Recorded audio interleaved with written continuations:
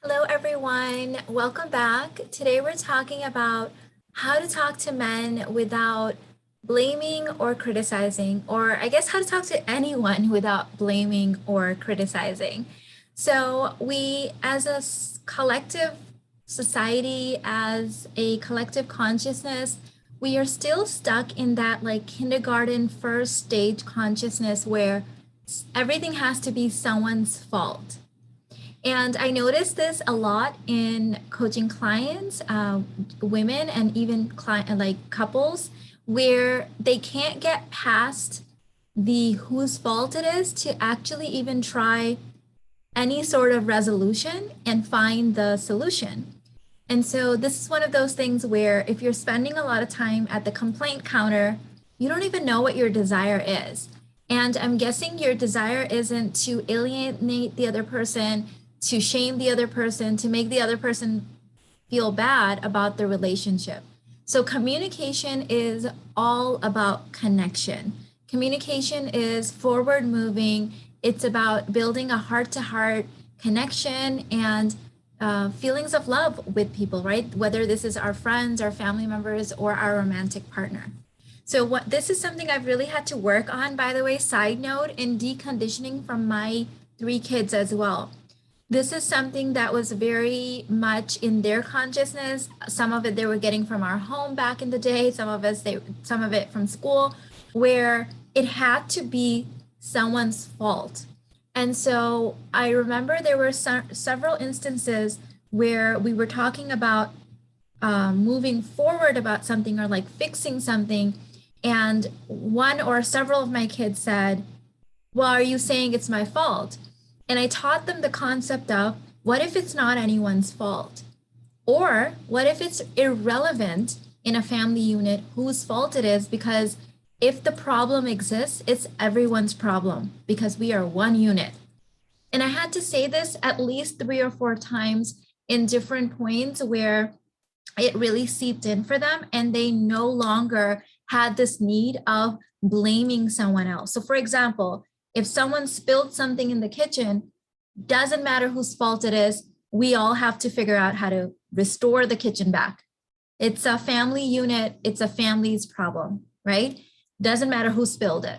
So little things like that show up in marriages, and over time, they really erode the emotional intimacy of your union. So let me talk a little bit about what emotional intimacy is. So I want you to think of your union, and there's you and there is him, and in between you is this jar.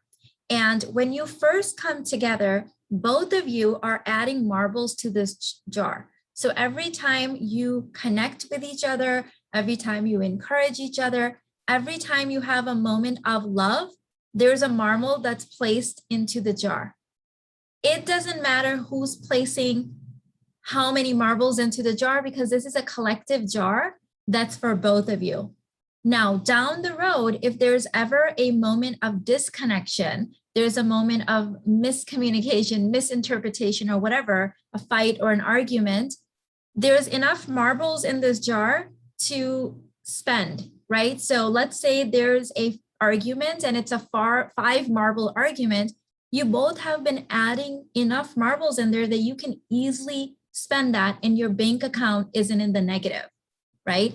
But what happens is a lot of times when couples come together and they're just in dating, they start taking from this empty jar without having added anything in there. There's no emotional intimacy marbles, and they're criticizing each other and everything's someone else's fault.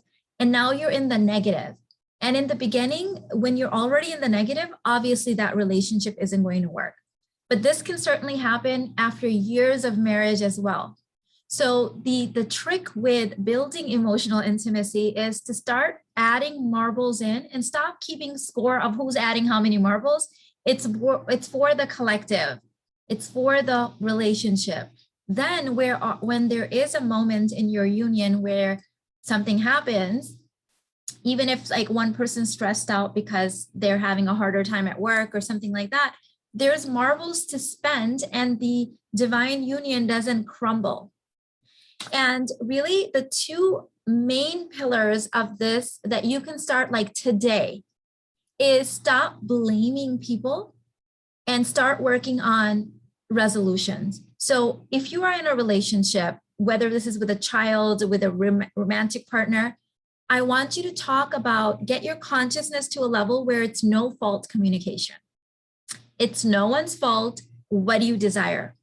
I've worked with people that were stuck for so long in the whose fault it is, they actually didn't even know what the desire was. They were trying to solve a problem that they didn't know how to identify. So don't do that. So pillar number one, no fault communication. Doesn't matter whose fault it is. Let's move forward. Let's fix it. Okay. Obviously, this works for neutral couples and above. This does not work in abusive relationships. Again, my channel is all about building healthy relationships and healthy lifestyles. And I'm not an expert in abuse. So if that's you, I'm sorry, but this content won't resonate as much with you. So no fault communication. Second pillar of building this, filling up this jar is no more criticizing.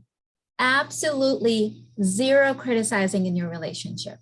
And if you have a lot of this going on, I highly, highly recommend, I couldn't recommend this enough, the 90-day relationship rehab program.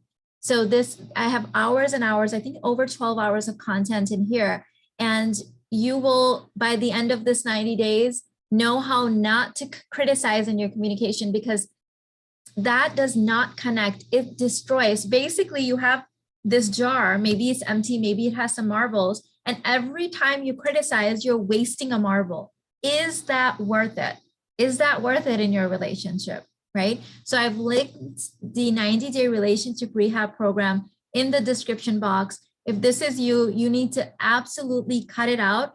That's anti-communication. It's anti-emotional intimacy. And it's not going to bring you closer to your man or any other person who likes to be criticized or blamed.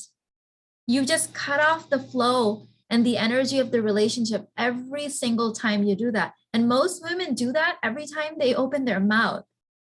So cut it out, start to learn how to move your energy forward, fill up those emotional intimacy jar, that jar with lots of marbles so that when real stuff happens, you have marbles to spend. I love you guys. I've got to run, go teach the conscious couples, or not the conscious couples, the conscious communication course in a little bit. So I'll see you in the next one. Bye.